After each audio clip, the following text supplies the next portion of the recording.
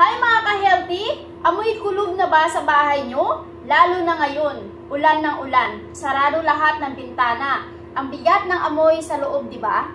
Dahil dyan, mag-share ako ng natural, chemical-free na pampapris ng bahay na baka meron ka na sa kusina. Laurel leaves. Oo, yung dahon ng laurel na pang-adobo.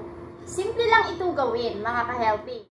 Pakuluan mo lang ang dahon ng laurel sa tubig for a few minutes.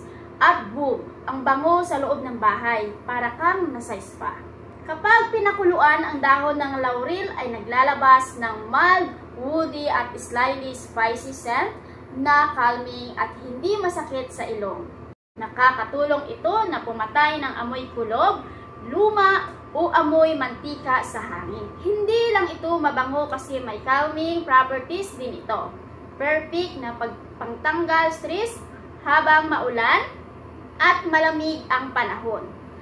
At ang best part ay no synthetic air fresheners, no strong chemicals, no allergy triggers. Kaya next time na maamoy mo yung kulob na amoy ulan sa bahay, pakulo ka lang ng dahon ng laurel. Simply, natural, at amoy malinis. This is G na nagpapaalala sa inyo na minsan ang pamparelax at pampabango nasa lutuan lang pala. Bye!